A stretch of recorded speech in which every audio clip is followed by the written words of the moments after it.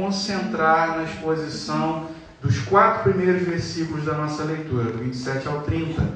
Tá bem? Então, acompanhe comigo a leitura, Mateus no capítulo 5, versículo 27, diz assim a palavra do Senhor. Ouvistes que foi dito, não adulterarás. Eu, porém, vos digo, qualquer que olhar para uma mulher com intenção impura no coração, já adulterou com ela. Se o teu olho direito te faz tropeçar, arranca-o e lança-o de ti, pois te convém que se perca um dos teus membros e não seja todo o teu corpo lançado no inferno. E se a tua mão direita te faz tropeçar, corta e lança-a de ti, pois te convém que se perca um dos teus membros e não vá todo o teu corpo para o inferno. Também foi dito, aquele que repudiar a sua mulher, dele casta de divórcio. Eu, porém, vos digo, qualquer que repudiar sua mulher, exceto em caso de relações sexuais ilícitas, a expõe a tornar-se adúltera, e aquele que casar com a repudiada comete adultério. Vamos orar? Amém. Senhor Deus e Pai, nessa manhã mais uma vez estamos aqui diante da Tua Palavra, e a Tua Palavra nos ensina, a Tua Palavra nos conforta, a Tua Palavra nos confronta, nos exorta. E nessa manhã, diante da revelação do Senhor para nós queremos abrir, ó Deus, os nossos ouvidos espirituais, o nosso coração, para receber, ó Deus, o Teu conselho nesta manhã. Ouvimos tantas coisas, vivemos num mundo com tantas vozes divergentes, discordantes, dissonantes. Tantos conselhos nós recebemos, ó Pai, de especialistas, mas nessa manhã queremos nos voltar para o Teu conselho. Amém. Queremos dar primazia, prioridade. É por isso que separamos esse tempo para estar aqui nesse lugar. Então, ao falar conosco nessa manhã, que possamos ouvir, compreender e obedecer para a Tua glória e para o nosso bem, em nome de Jesus. Amém, e amém. Irmãos, a chamada do Evangelho, e nós estamos aqui analisando os ensinos de Jesus, e assim, há uma distinção, quem estuda teologia sabe disso, existe uma distinção entre os textos narrativos e os textos doutrinários, Existem passagens aqui nas Sagradas Escrituras, na Bíblia, que contam histórias, a gente aprende muita coisa com as histórias, mas as histórias bíblicas, as narrativas, elas precisam ser interpretadas à luz dos textos doutrinários. O que são textos doutrinários? São textos como esse aqui. Jesus se assenta no monte e começa a ensinar os discípulos como um professor faz com um aluno, Então a Bíblia, ela tem essas e aí eu quero que você entenda nessa manhã, não é que existem textos mais importantes e menos importantes, mas os textos doutrinários, eles explicam as passagens narrativas. Então a gente tem que ler essas narrativas à luz dos ensinos de Moisés, à luz dos ensinos de Cristo, e a gente vai conseguir interpretar essas histórias bíblicas e trazer lições para a nossa vida à luz daquilo que Jesus ensinou como certo, como errado, como o mais nobre a ser feito, a ser seguido. Então a gente está gastando tempo aqui analisando o Sermão do Monte, porque o Sermão da Montanha, ele é um texto que vai então nos abrir os olhos, nos descortinar todas as passagens que vêm a seguir, do Atos dos Apóstolos, das cartas de Paulo. Então é importante a gente se concentrar no estudo aqui desse sermão, porque é ele que vai definir, ele que vai nortear o nosso cristianismo. Se você quer conhecer o que é o cristianismo, se debruce sobre o Sermão do Monte, que aí sim vai ficar mais fácil você entender todo o resto. E é importante a gente entender, em primeiro lugar, que a chamada do Evangelho é um apelo a uma mudança pessoal. Não é um apelo a uma mudança superficial, E há pessoas que acham e entendem o Evangelho dessa maneira, As pessoas, vai para a igreja agora, mudou de roupa, mudou a maneira de falar, E acha que já está salvo, está no reino. Não é bem por aí, A chamada do Evangelho, ela nos apela a uma mudança radical, a uma transformação interior. Essa é a chamada do Evangelho. E é por isso que muitas vezes as igrejas não estão tão cheias quanto as palestras dos coaches espalhados pelo mundo afora. Né? Por quê? Porque o coach fala aquilo que você quer ouvir, não é? Que você é especial, que você é maravilhoso, que está tudo dentro de você, que a sua vida tem um potencial tremendo e que basta você, né, descobrir algumas chaves que você vai despertar esse potencial maravilhoso e ser tudo aquilo que você nasceu para ser. Né? O coach, ele apela à nossa própria vaidade. É por isso que Jesus, quando ele diz amar o próximo como a si mesmo, o que Jesus está querendo dizer ali, olha, ama o teu próximo como a ti mesmo. O que ele está dizendo é, se você for capaz de amar ao próximo, na mesma medida em que você é narcisista, porque nós somos por natureza, né? Quando ele tem um dito popular no Brasil que meu avô adorava usar, ele falava o seguinte: farinha pouca, meu pirão primeiro.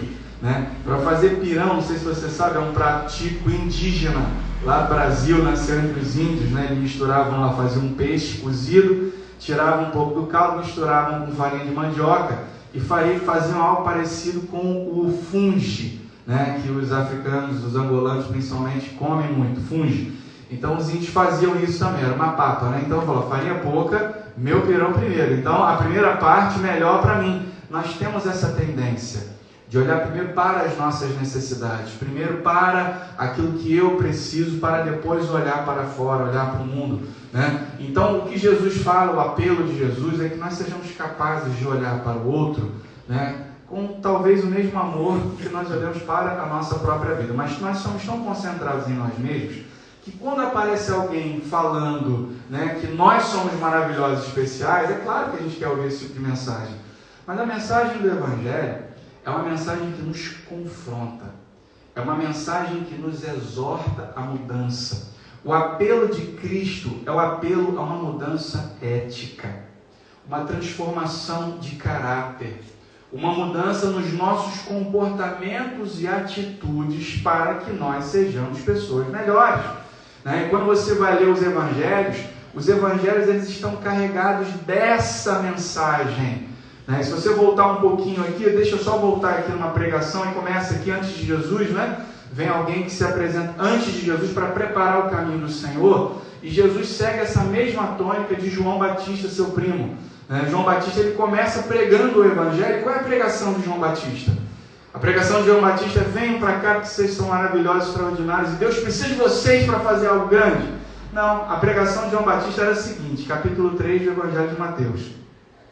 Naqueles dias apareceu João Batista pregando no deserto da Judéia, e ele dizia: arrependei-vos, porque está próximo o reino dos céus. O que essa palavra aqui significa? O que ela quer dizer? Essa palavra aqui que foi traduzida na nossa Bíblia para o português, arrependei-vos, é a palavra grega metanoia. E aqui o que João está dizendo é: mudem a vossa mente. E ele usa essa expressão, ele usa essa palavra, porque na audiência dele, entre os seus ouvintes, havia pessoas religiosas, havia pessoas que praticavam rituais, havia pessoas que promoveram uma mudança exterior que não se traduzia numa mudança interior. Seguindo aqui, olha o que ele diz: arrependei-vos porque está próximo o reino dos céus. Ou seja, mudem a mente, porque este é o referido por intermédio do profeta Isaías: vós que clama no deserto, preparai o caminho do Senhor, preparem as suas veredas. Aí a gente faz uma descrição de João aqui. Agora no versículo 7 é isso que eu quero chamar a sua atenção. Vendo ele, ou seja, vendo João Batista, que muitos fariseus e sábios seus, que eram pessoas religiosas, eram os crentes daquele tempo, que frequentavam as igrejas naqueles dias, vendo que os fariseus e saduceus vinham ao seu batismo, disse-lhes: raça de víboras, quem vos induziu a fugir da ira vindoura? Produzi, pois, frutos dignos de arrependimento. O que ele está querendo dizer aqui no versículo 8, tem uma tradução que eu gosto muito, que deixa esse versículo muito claro. Ele diz aqui na nova tradução na linguagem de hoje, ele diz o seguinte: façam coisas que mostrem que vocês se arrependeram dos seus pecados. Ou seja, aqui nesse texto, nesse início do Evangelho, João Batista ele está confrontando os fariseus, que eram os religiosos hipócritas do tempo dele, que eram pessoas que amavam mais a religião do que as pessoas. Você conhece gente assim? Tem gente que ama mais a religião, ama mais os rituais do que as pessoas, né? Que não são capazes de amar o vizinho, de atender uma necessidade de quem está passando por uma aflição qualquer, né? Levar consolo para aquele que chora, mas gasta tempo em cuidar de coisas que às vezes são importantes, sim, né? Claro, você chegou aqui nesse lugar, as cadeiras aí estão todas, o lugar está limpo, está tudo ok, está tudo direitinho. Isso é importante? Falei que está limpo, o pessoal já está olhando para o chão. Será que está aqui? Tá bom, tá aceitável, né? Isabel falou, não foi limpo essa semana. Não tem problema, tá tudo organizado. Você entrou aqui, encontrou um espaço. Tem pessoas que zelam por isso, tem pessoas que cuidam disso, não é? Mas isso é o mais importante? Para Deus é o mais importante? Não é o mais importante. E é isso que a gente tem que entender. Há pessoas que zelam por determinadas coisas e se descuidam daquilo que é principal. Era essa a postura dos fariseus diante da vida. Os fariseus, eles zelavam pelo templo, zelavam pelos rituais, eles estavam ali fiscalizando, porque naqueles dias para fazer um culto, como é que o pessoal fazia? Tinha que levar lá um cordeiro para ser sacrificado, uma pombinha, um animal para ser sacrificado, o sangue era derramado, era assim que eles faziam o culto, era assim que eles faziam as ofertas. Então tinha lá um fariseu analisando criteriosamente os animais que eram trazidos para o sacrifício, para ver se era um animal puro, se tinha alguma mancha, se tinha alguma ferida, se tinha algum machucado. Eles queriam saber. Eles não queriam saber se aquela oferta era a melhor oferta possível para aquela pessoa. Entende? Eles estavam ali se preocupando talvez com coisas secundárias e se esqueciam das coisas principais, o amor, a tolerância, a misericórdia. Então o confronto de João Batista aqui, é por isso que questão de raça, às vezes a gente lendo o texto e não entende, eles foram ali para ouvir João Batista. É porque João Batista sabia que eles não estavam ali ouvindo para de alguma forma aprender, eles estavam ali ouvindo para julgar se aquilo que João dizia estava de acordo com as doutrinas deles, porque eles se achavam nesse direito, eles se achavam acima dos demais, eles se achavam mais santos do que os outros.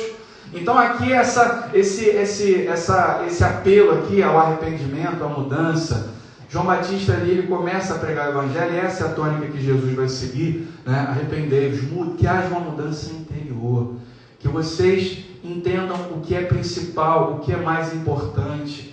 E há pessoas hoje nas igrejas que vivem assim, né?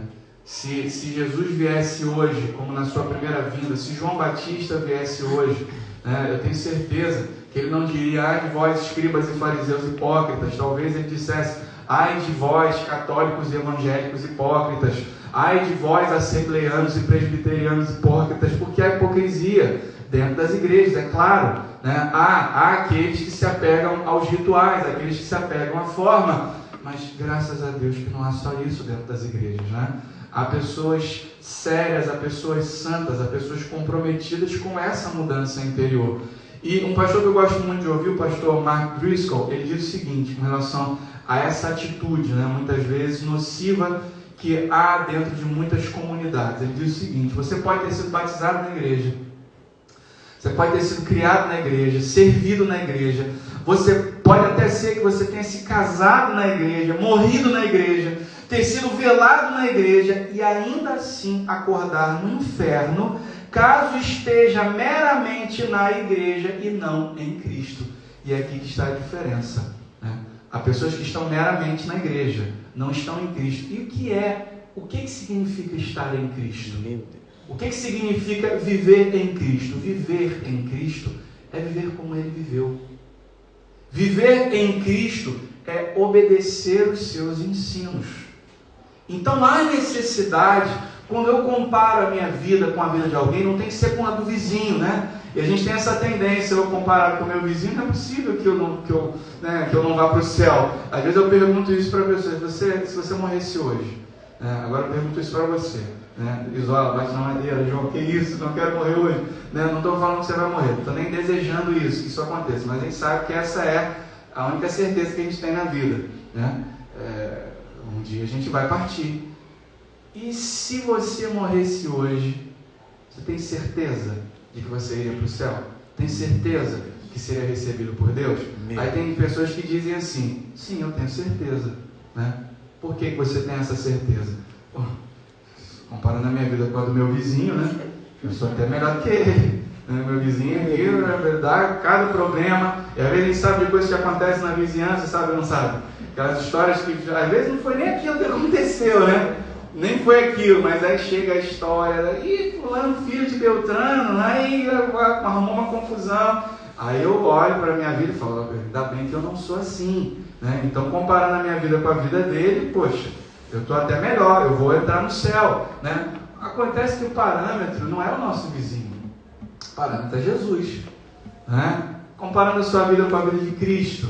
E aí, com isso eu não estou querendo dizer que nós somos salvos pelos nossos esforços, a necessidade de se esforçar, não é isso? Sabemos que a salvação é pela graça, o mérito já foi conquistado por Jesus lá na cruz do Calvário, né? Mas uma vez salvos, há uma chamada para uma vida santa, entende isso?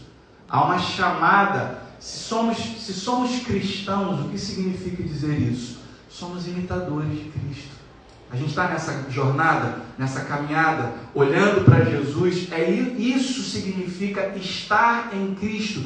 E é por isso que nós estamos aqui estudando o Sermão do Monte, para a gente aprender, para a gente observar, para nós analisarmos a nossa vida à luz dessa revelação. E o texto que nós lemos, agora caímos nele aqui, né? Capítulo 5, nos versículos 27 ao versículo 32, nesse trecho aqui, Jesus está confrontando justamente esse que João estava confrontando lá no capítulo 3, os escribas, os fariseus, né? E para a gente entender, você que não está participando dessa série aqui, para você entender o que Jesus está querendo dizer aqui, é importante a gente voltar um pouquinho no versículo 17, quando Jesus introduz aqui uma sessão aqui no Sermão do Monte. Ele já falou das bem-aventuranças, ele já falou sobre a questão de sermos sal e luz do mundo, e aqui agora Jesus começa uma sessão no Sermão do Monte, falando sobre o comportamento que os cristãos devem ter no mundo para serem sal e luz. Que tipo de comportamentos, que tipo de atitudes, como nós devemos viver nesse mundo para causar um verdadeiro impacto. Então ele começa dizendo aqui, e essa é a introdução desta sessão, no versículo 17 ele fala assim, não pensem que vim revogar a lei ou os profetas.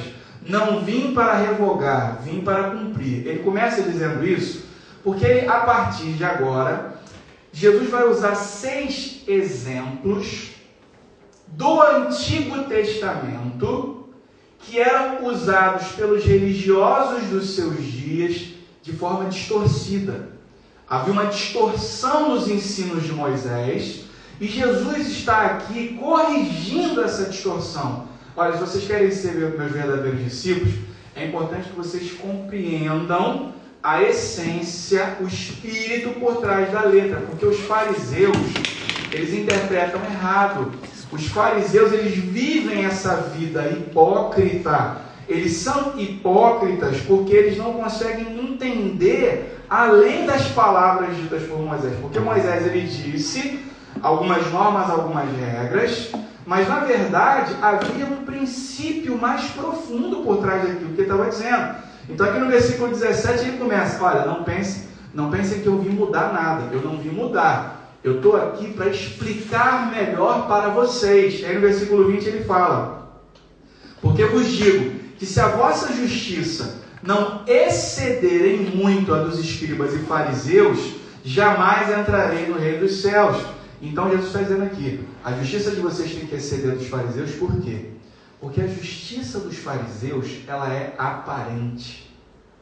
Eles servem de fachada.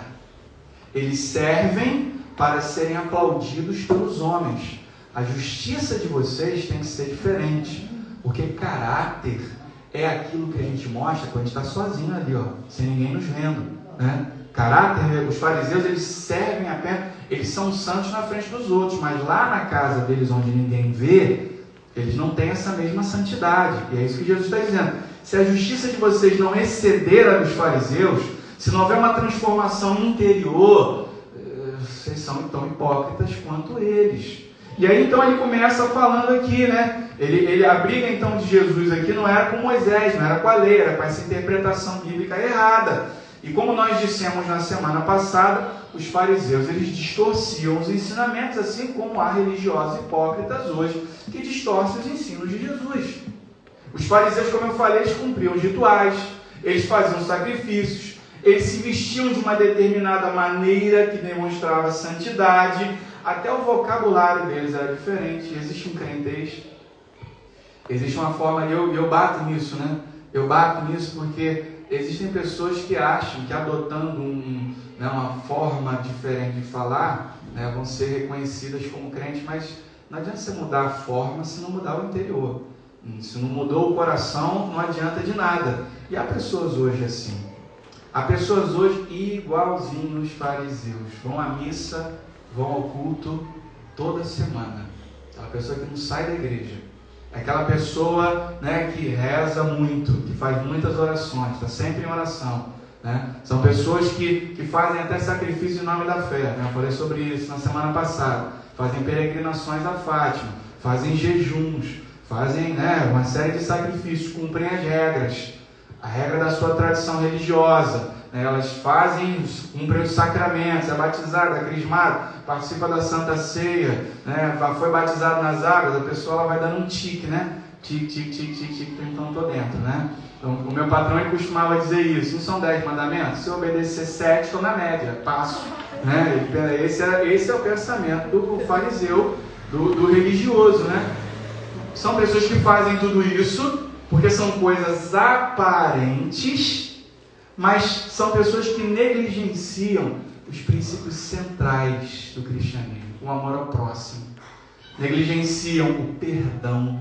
Tanta gente que está dentro da igreja carregando mágoa, não fala com um parente seu já há 40 anos, mas está lá na igreja, está lá trazendo o seu dízimo, a sua oferta, está lá fazendo os seus rituais, se orgulha disso. Né? Mas cortou pessoas do seu relacionamento e às vezes a pessoa nem lembra o porquê, nem sabe o porquê, foi uma coisa no passado. Coisa do passado, 40 anos se passaram, 20 anos se passaram, 10 anos se passaram e vocês ainda não se falam. Será que o problema foi tão grave assim? Às vezes a gente guarda a mágoa de coisas tão pequenas e há pessoas que não têm essa capacidade de perdoar, de tolerar. Tolerância, irmãos, é o segredo para o relacionamento acontecer. A gente tem que saber que o outro é tão imperfeito quanto eu sou. E para que um relacionamento dê certo, para que um relacionamento vá para frente, há necessidade que haja esse nível de tolerância. Opa, peraí, eu não tenho fragilidade nessa área, mas ele tem, eu tenho em outras. E para a gente caminhar junto, temos que respeitar as diferenças. E assim como a Bíblia diz, que assim como o ferro se afia, né, assim como o ferro afia o próprio ferro, assim o homem é o seu companheiro. Né? Então é na convivência, é no atrito. É isso que o Provérbios quer dizer. É no atrito que nós nos aperfeiçoamos. Para que haja um crescer dentro de um relacionamento, há necessidade de choques, há necessidade de confrontos, há necessidade de conflitos esses que serão resolvidos através do diálogo, da negociação, chegamos a um acordo e caminhamos juntos. Os dois cresceram. Olha que maravilha. Isso é maturidade e isso é cristianismo. É a gente entender isso. Entender que há necessidade de exercer perdão, misericórdia, assim como Deus tem misericórdia de nós. E como eu falei, para ilustrar então essas verdades, essa necessidade de transformação interior, Jesus então ele usa esses 6 exemplos. Na semana passada nós falamos da distorção que os fariseus faziam do 6º mandamento. Né? Qual é o mandamento? Não matarás. Né? Aí Jesus diz, vocês ouviram o que foi dito, né? Não matarás. Mas eu digo para vocês que se vocês nutrirem pensamentos de ódio contra alguém, isso já é homicídio. Né? Porque na cabeça do fariseu, tudo bem, não matarás, eu não mato, mas eu desprezo. Ou seja, eu não mato fisicamente, mas eu mato em vida. Eu mato com o meu desprezo. Eu mato com a minha indiferença. E Jesus está dizendo que isso é equivalente a matar de verdade. E se você age dessa forma, se você é alguém que nutre ódio, se é alguém que não tem a capacidade de perdoar, nós falamos sobre isso na semana passada, a necessidade do perdão, a necessidade da reconciliação e a necessidade da humildade na construção de relacionamentos saudáveis.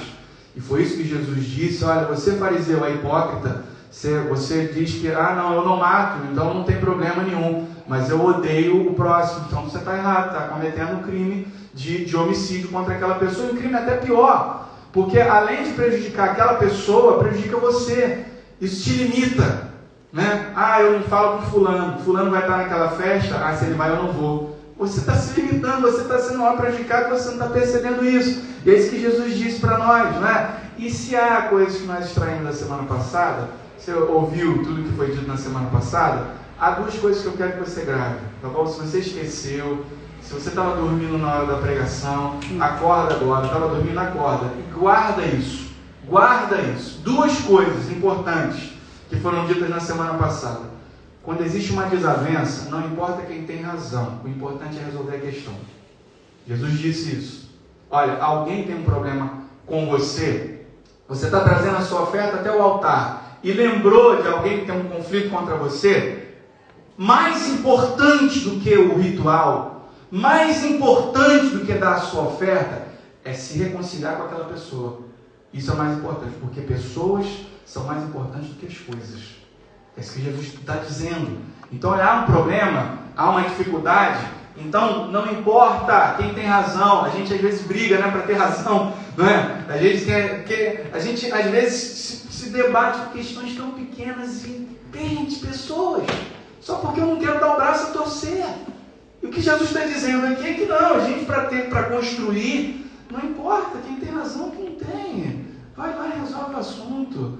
Ele diz aqui, né, olha, se pois ao trazeres ao altar, versículo 23, a tua oferta, ali te lembraste que teu irmão tem alguma coisa contra ti, deixa perante o altar a tua oferta, vai se reconciliar com ele primeiro e depois traz a tua oferta. Entra em acordo sem demora com teu adversário enquanto estás com ele a caminho, para que o adversário não te entregue ao juiz, o juiz ao oficial de justiça e seja recolhido à prisão. Isso aqui é uma metáfora que Jesus está usando. A segunda coisa que eu falei, que eu quero que você grave, é que quando o assunto é perdão, quanto mais o tempo passa, pior fica. Se você não liberar o perdão, é o que ele está dizendo aqui. Enquanto você está guardando esta mágoa, aí é uma gradação, né? Olha, entra em acordo sem demora, porque se não houver acordo entre vocês, o adversário te entrega ao juiz, o juiz ao oficial, ele vai dizendo aqui que quanto mais o tempo passa, a coisa piora para você, piora no teu coração. É isso que ele disse, né? E agora voltando aqui, caindo aqui dentro do texto, né? O segundo exemplo então que Jesus vai usar é o exemplo do 7º mandamento: não cometerás adultério. E a gente traiu aqui algumas coisas, eu sei que você leu, né, junto comigo, prestou bastante atenção. Jesus está falando aqui sobre o adultério, ele está falando aqui, e há dois textos que ele vai usar do Antigo Testamento, né, o 7º mandamento, não adulterarás, e ele vai usar também uma outra passagem no Antigo Testamento, em Deuteronômio, que fala sobre a carta de divórcio, né? E aí ele fala aqui especificamente sobre casamento, né? A necessidade da fidelidade conjugal, é o que ele está dizendo aqui, né? O relacionamento tem que ser monogâmico. E ele fala sobre essas questões, literalmente é isso que ele está dizendo, né? E, mais uma vez, o fariseu, né, quando lia a lei lá do Antigo Testamento, ele tentava reduzir a essência da coisa. Ele falou, tudo bem, né? Desde que eu não consuma o ato, né, vá lá e fale com a mulher, eu posso passar uma moçoila, uma rapariga, né, mais jeitosinha, eu posso despila com os meus olhos, que não tem problema nenhum. Eu posso nutrir sentimentos. E é nesse contexto que Jesus vai falar aqui da carta de divórcio. Naqueles dias, era lícito, na interpretação do fariseu, passar carta de divórcio para a esposa por qualquer razão. Ela queimou arroz, carta de divórcio, né? Salgou o borrego, carta de divórcio. Mas eles usavam isso como artifícios para se casar com mulheres mais jovens, mulheres mais bonitas, com 2, 3 ou 4. Era isso que eles faziam. Eles usavam os artifícios da lei para poder burlar a própria lei. E o que Jesus está dizendo aqui, que a coisa é muito mais profunda, né? Para o fariseu, enquanto ele não consumasse, era tudo permitido. Jesus, nesses versículos aqui, nesses 4 versículos, 27 a 30, ele vai então usar esse exemplo do adultério para nos falar da seriedade do pecado. Pecado, né? Esse é um assunto fora de moda, assim não se fala mais, nem diz mais isso aí, né? E o que é pecado? Pecado é coisa que falava na igreja antigamente. Não, gente, pecado é o tema central, né? É um tema central para a nossa vida, porque foi o pecado que levou Jesus para a cruz. Jesus morreu pelos nossos pecados. Pecar é transgredir as leis de Deus. Não existem leis no nosso país? Se você transgredir a lei, o que acontece com você? É preso, é julgado, é multado, não é? Para que existe a lei? Para que haja ordem. Se não houvesse lei, cada um faria o que quisesse. Não era assim? E aí? Como é que ia ser a sociedade? Anarquia total, não é? Ninguém conseguiria viver num mundo como esse. Então, há leis divinas que Deus nos deu não para cercear, não para limitar o nosso prazer, mas nos deu para a nossa própria proteção, entende isso?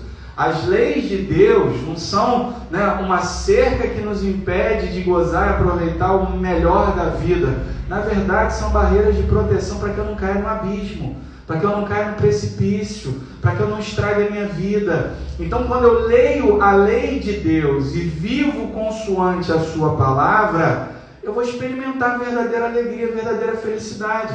Existe um texto em Provérbios que diz que há caminhos que para o homem parecem direitos, mas no final vão dar em caminhos de morte. Muitas vezes nós olhamos para aquilo e falamos assim, nossa, que coisa antiquada, não vou viver dessa forma, eu vou viver de outra maneira. E depois a gente não entende por que a gente vive tão infeliz. A gente vive correndo atrás da felicidade, da satisfação, do contentamento em outros caminhos, de outras formas e de outras maneiras, e só consegue encontrar enfado, cansaço, frustração. Eclesiastes fala sobre isso. Leia Eclesiastes, que livro maravilhoso. O livro do Eclesiastes, né? Existe um livro bíblico do Eclesiástico na Bíblia Católica, não é esse que eu estou falando, é o livro do Eclesiastes, existe na Bíblia evangélica e na Bíblia Católica também, né? Qualquer dia a gente fala sobre essa diferença, não é o meu assunto da pregação de hoje, né? Mas o livro do Eclesiastes é uma reflexão de Salomão, já em idade avançada, cerca de 60 anos, refletindo sobre os caminhos que ele escolheu na vida e que não deram certo. E falando para o jovem, evite esses caminhos, porque eu tentei isso. E aí no capítulo 2 ele fala, olha, eu tentei na bebida, bebi muito. Eu tive muita mulher. Sabe quantas mulheres Salomão teve? Mais de 1000. Meu Deus. 700 esposas e 300 concubinas. Imagina um trabalho que não dava. Né? Mas naquele tempo, os reis eram casamentos de conveniência, né? Eram casamentos... Salomão era um rei poderoso dentro dali de Israel, dentro daquela zona, daquela região. Então, para que houvesse paz entre Israel e as nações ao redor, o que os soberanos faziam? Davam para Salomão as suas filhas em casamento. Enquanto o casamento estivesse ali, né? Enquanto as famílias estivessem, não haveria guerra entre aquelas nações. Então, Salomão foi acumulando mulheres. Imagina, 1000. Se uma já dá trabalho, imagina 1000. Mas olha, e ele fala, multipliquei mulheres, eu tive cantores e cantoras cantando na minha casa. Tudo isso que você quer, né? Eu tive. E no final, foi só cansaço. E aí ele vai falar no versículo 24, capítulo 2, sabe o que eu descobri? Que melhor dessa vida é gozá-la, vivê-la, sabendo que tudo que nós temos vem de Deus, na perspectiva de que tudo é dádiva do Senhor. Porque separado deste, quem pode comer ou beber ou gozar a vida? Né? Então ele chega a essa conclusão no final da vida. Você não precisa chegar no final da vida para chegar a essa mesma conclusão. E entender que o prazer está em Deus, em viver segundo a vontade de Deus. Então, como é que nós devemos lidar aqui com a realidade do pecado? É o que Jesus está nos ensinando aqui. Nos versículos 27 e 28, pegando esse exemplo aqui do adultério, ele fala, visto que foi dito, né? Não adulterarás, eu porém vos digo, qualquer que olhar com uma intenção impura, já adulterou. O que Jesus está nos ensinando aqui? Que santidade, em primeiro lugar, a primeira coisa que ele nos ensina aqui é que santidade é uma questão de estado do coração e não meramente uma questão de conduta externa. É o estado do nosso coração. O pecado, ele não reside apenas nas nossas atitudes. As atitudes são um transbordar daquilo que está no nosso coração. Então o pecado nasce primeiro nas nossas motivações. O que te leva a fazer as coisas. E se aquilo que te leva, se a tua motivação for impura, até nas suas maiores virtudes haverá pecado. O que você quer dizer com isso, João? Ofertar na casa de Deus, trazer uma oferta, é uma coisa boa ou uma coisa ruim? É boa, não é? Uma coisa boa? É uma coisa maravilhosa. Ofertar para um necessitado, está passando fome, é uma coisa boa ou uma coisa ruim? É uma coisa maravilhosa, gente. É uma atitude nobre, não é? Mas se for feita com um coração impuro, é pecado. O pecado está ali, né? Eu conheci um irmão que ele não era dizimista, ele não era ofertante, não era, ele era avarento, ele era avarento. Mas para que os outros não pensassem que ele era avarento, de vez em quando ele dava uma oferta, mas quando ele ia ofertar, ele fazia questão que todos soubessem que ele ia ofertar. Aí tirava uma nota de 50 euros e ficava assim, uma salva, por favor? Por favor, ok, para dar a oferta dele, né? Para que todos vissem que ele estava ofertando 50 euros. Nossa, que irmão generoso, né? Ou então ele recebia um dinheirinho e queria dar uma oferta, aí ele falava para, pastor, eu essa semana vou transferir um dinheiro para a igreja, tá bom? E aí tinha um grupo de irmãos, alguém sabe o NIB da igreja? Alguém sabe o NIB? Porque eu quero fazer uma oferta. Entende a motivação do coração? Lá no Brasil é uma coisa que é muito comum, acho que aqui isso não é muito comum, né? Mas no Brasil, né, nos países onde há mais fome, miséria, necessidade, chega a época de eleição, é a época da caridade, né? Aí aparece, o pessoal aparece doando tudo. Aí doa tijolo, doa carne para fazer churrasco, doa tudo. Que coração maravilhoso, a motivação é nobre? Não, não é. Essa motivação, o pecado reside na motivação. Aí tem gente que vem me perguntar muitas vezes, né? Sabe que eu sou pastor. João, é pecado fazer tatuagem? É pecado fazer piercing? É pecado pintar o cabelo? É pecado fumar? É pecado... Aí vem, né, uma série de perguntas sobre aquilo que é certo e errado, e essas pessoas muitas vezes esperam uma resposta simplista, né, para fazer a sua lista, né, das coisas que podem, assim como os fariseus faziam, né? E aí elas, com aquela lista, elas então vão comparar a vida dela com a vida do outro para saber quem é mais santo, quem é mais pecador, né? Assim como os fariseus faziam, exatamente igual. O que Jesus está dizendo para mim e para você aqui é o que nós precisamos entender. O que a gente precisa compreender é que a transformação do Evangelho, ela tem que acontecer de dentro para fora, senão nós vamos viver igualzinho os fariseus. Tem um texto que eu gosto muito, eu vou ler aqui para você, preste atenção. Eu vou ler na Nova Tradução na Linguagem de hoje, 1 Coríntios capítulo 13. Eu sei que você conhece esse texto, né, do amor, né? O hino ao amor que o apóstolo Paulo escreve. Deixa eu ler um trechinho aqui desse texto na Nova Tradução na Linguagem de hoje. Ele diz assim: eu poderia falar todas as línguas que são faladas na terra e até mesmo no céu, mas se eu não tiver amor, as minhas palavras seriam como o som de um gongo ou o barulho de um sino. Poderia ter o dom de anunciar mensagens de Deus, ter todo o conhecimento, entender todos os segredos e ter tanta fé que até poderia tirar as montanhas do lugar. Uau! Que fé maravilhosa, não é? Mas ele diz aqui, mas se eu não tiver amor, eu não seria nada. Aí lembra que Jesus fala, nem todo que diz Senhor, Senhor, entrará no reino dos céus.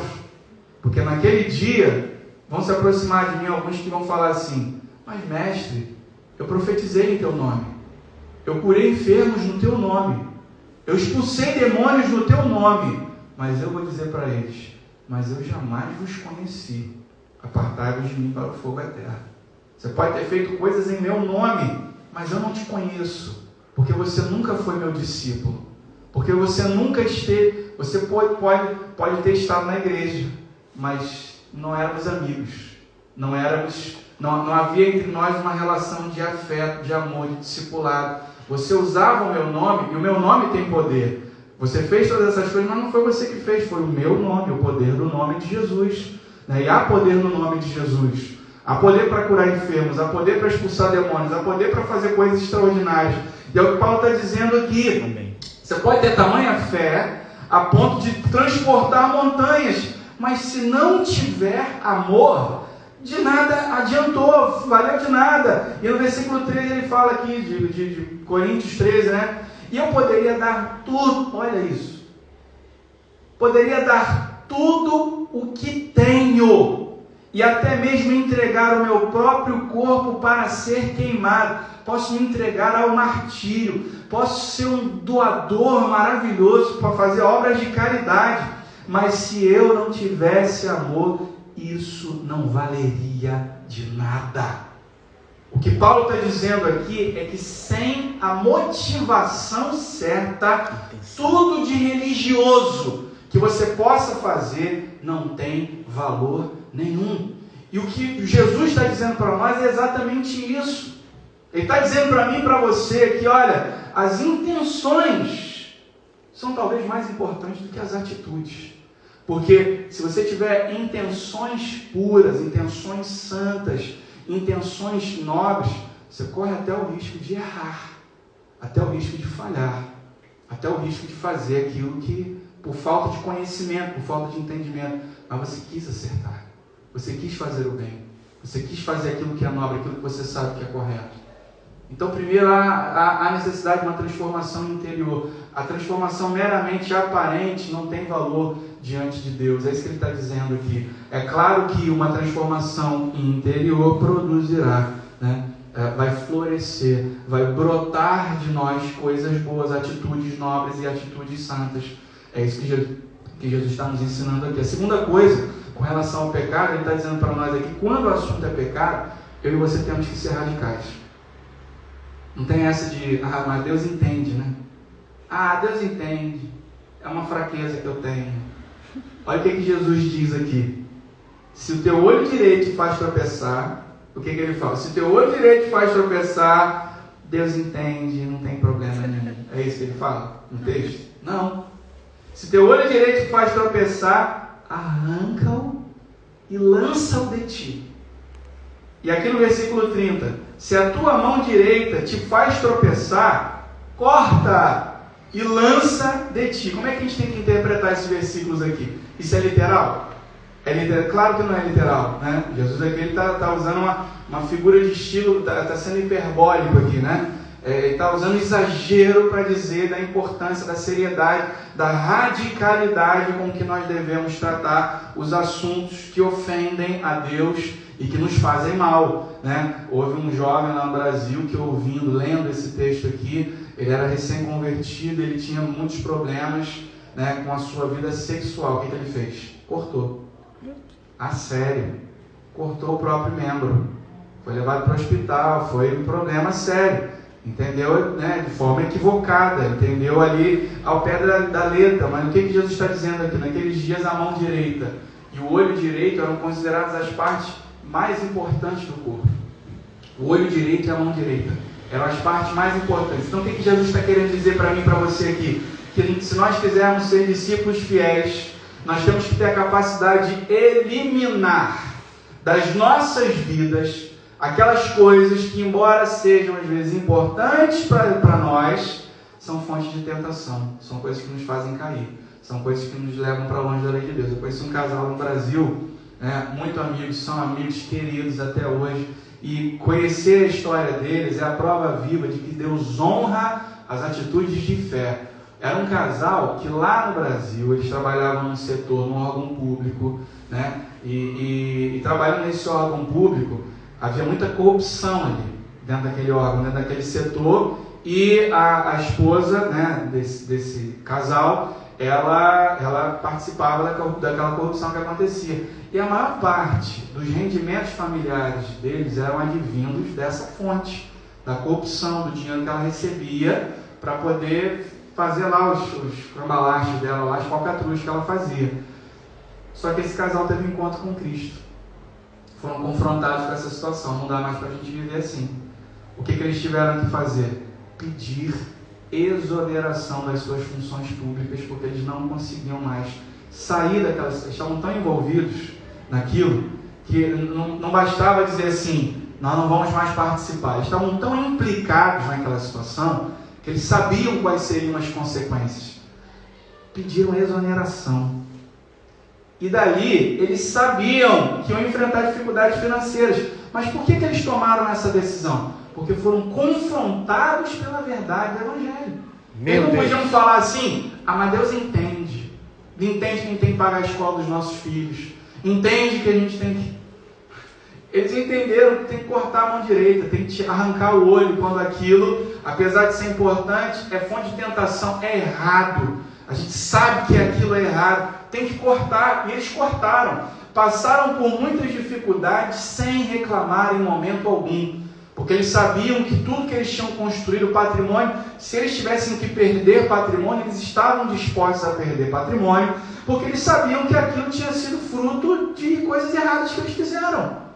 Mas Deus os honrou. E na necessidade, na dificuldade, eles atravessaram aquele vale e hoje são empresários de sucesso, fazendo o certo. Né? Eles empreenderam e hoje deram a volta por cima, estão felizes da vida, estão ali bem financeiramente, passaram por um vale tremendo, mas Deus os abençoou, Deus os honrou. Jesus aqui não está falando da mutilação do corpo, ele está falando da mortificação da carne.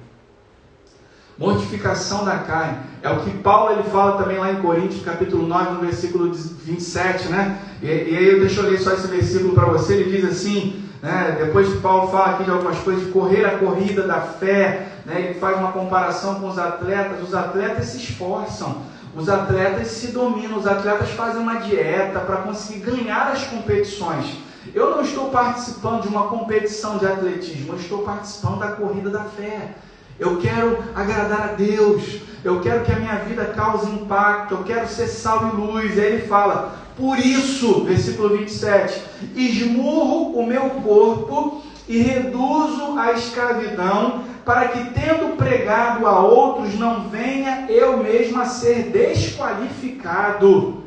O que Paulo está dizendo aqui, nessa questão, essa figura de esmurrar, de espancar, o que Paulo está dizendo para nós aqui é que nós não devemos alimentar os nossos desejos. Há uma luta que acontece dentro de nós para que a gente possa viver em conformidade com a vontade do Senhor. E para que dessa forma, olha o que ele diz, coisa linda, para que tendo eu pregado a muitos, eu não quero ser um hipócrita, de dizer para as pessoas, vivam da maneira que eu ensino, mas não olhem para o meu exemplo. O que Paulo está dizendo aqui, olha, eu quero que as pessoas, e ele chega ao ponto de falar isso, sejam meus imitadores, porque eu sou imitador de Cristo. Olha que coisa maravilhosa. Cada cristão em todas as igrejas espalhadas pelo mundo afora tem que ter essa mesma ousadia de falar a mesma coisa. Sigam o meu exemplo, porque eu estou seguindo Jesus. Eu não quero ser um hipócrita de falar para as pessoas, façam o que eu falo, mas não façam como eu vivo. Não vivam como eu vivo, né? E é um desafio para essa geração atual. Há um ar. E ontem mesmo eu estava pensando sobre isso. No meu tempo, não tinha internet. Joyce, eu nasci num tempo que não tinha nem telemóvel. Não tinha. Isso não existia. Né? Para a gente falar com alguém, você tinha que telefonar para a casa da pessoa. Se a pessoa não estivesse em casa, qual era a solução? Esperar ela chegar. Não tinha essa coisa de mandar mensagem de texto. Hoje a gente fica ansioso, né? Mandou uma mensagem, visualizou e não me respondeu. Né? A gente fica nervoso. Né? Antigamente não tinha isso. A gente quer falar com uma pessoa que estava distante, tinha que mandar um telegrama, né? E aí demorava, o telegrama era o mais rápido, se você mandasse uma carta, demorava 6 meses para a pessoa te responder, né? Mas era assim que a gente se comunicava no meu tempo, né? Não faz nem tanto tempo assim. Tempos depois que foi surgindo essas tecnologias, que são uma bênção, as tecnologias são uma bênção, mas são uma fonte de tentação tão grande. Eu fico hoje preocupado com essa geração que tem um acesso tão fácil a tudo, um simples toque, 2, 3 cliques, você já está no universo de podridão, né? Antigamente, quando eu era mais jovem, para ver pornografia, tinha que ir um mais velho na banca de jornal comprar a revista, o pessoal ver escondido, né? Hoje em dia, você vai lá na internet, você já está mergulhado, né? E o que Jesus está dizendo para mim e para você é que nós devemos controlar os nossos desejos com o auxílio do Espírito Santo. Há necessidade de travarmos essa batalha, de travarmos essa luta, guardarmos os nossos olhos, guardarmos os nossos ouvidos, guardarmos a nossa língua, guardarmos o nosso caráter, para que não sejamos corrompidos pelo mundo. Mas todo mundo faz, mas você não é todo mundo. Você é filho de Deus, você é filha de Deus. A necessidade de viver de uma forma diferente para que a nossa vida seja um testemunho para esse mundo em que nós vivemos. E para finalizar, para terminar, ele vai dizer para nós aqui, né? Ele diz, se teu olho te faz tropeçar, arranca. Se tua mão te faz tropeçar, arranca. Seja radical. Precisamos ser radicais. Por que precisamos ser radicais? E ele diz aqui, pois te convém que se perca um dos teus membros e não seja todo o teu corpo lançado no inferno. E ele vai repetir isso aqui, Jesus vai repetir. No versículo 30, na segunda parte, ele vai dizer, pois te convém que se perca um dos teus membros e não vá todo o teu corpo. É um apelo. Jesus está repetindo, ele está frisando para chamar a atenção para a seriedade. Se nós não levarmos esse assunto a sério, a gente corre um risco que Jesus está dizendo aqui. E a terceira e última lição que a gente aprende aqui é que só levaremos esse assunto a sério quando compreendermos a importância da alma e do seu destino final. Irmãos, isso não é coisa fora de moda, nem coisa da Idade Média. O inferno é real. O inferno existe. Jesus disse para nós, existe um lugar onde algumas pessoas irão parar. São os ensinos de Jesus, não sou eu que estou falando. Não é a Igreja Católica medieval que falava. Ela usava isso para gerar medo, pânico nas pessoas. Mas aqui há um apelo emocionado de Jesus. Por favor, mudem de atitude. Vivam essa vida de forma que realmente demonstre essa transformação. Porque existe um lugar que não foi preparado para você. Foi preparado para Satanás e para os seus anjos, para aqueles seres celestiais que se rebelaram no céu. Não é para você, você é filho de Deus, Ele te chamou, está querendo que você venha para a casa dEle. Ele quer te levar, é por isso que eu estou aqui, é isso que Jesus veio falar. Eu fui enviado para resgatar você. O Pai Celestial não quer que você pare nesse lugar. Por isso a necessidade que você desperte, acorde enquanto é tempo. E Jesus ele repete isso aqui para dar ênfase. Ele está dizendo para mim e para você que a alma é tão importante que por ela vale a pena sacrificar coisas temporais, coisas transitórias, coisas que às vezes aos meus olhos são coisas boas, mas que podem se transformar em armadilhas. Armadilhas para a nossa vida, desviar a nossa atenção, né? E há pessoas que se deixam levar, há pessoas que se deixam seduzir pelas coisas desse mundo que desagradam, que ofendem a Deus. E são coisas que às vezes são nobres, gente. Carreira, dinheiro é importante? Claro que é. Claro que é, ninguém fala o contrário. Por que você trabalha? Para sustentar. Isso é nobre, isso é justo, isso é santo. Mas há pessoas que estão tão focadas em ganhar dinheiro que o dinheiro se transforma no seu Deus. Substituiu. Entende a seriedade da coisa? É sutil e aquilo vai entrando na nossa vida e quando nós vemos, Deus já está em último plano na nossa vida. Há uma seriedade aqui, nós precisamos levar essa vida a sério, porque ela é uma preparação para a eternidade. Presta atenção nisso, ele termina aqui.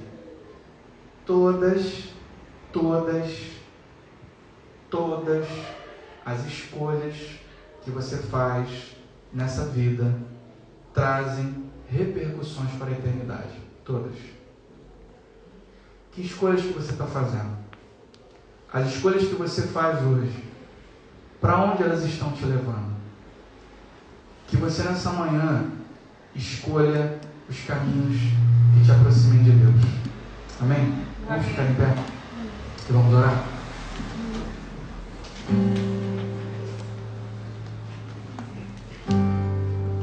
Todas as vezes que eu leio esse texto, todas as vezes que eu leio os ensinos de Jesus, eu percebo esse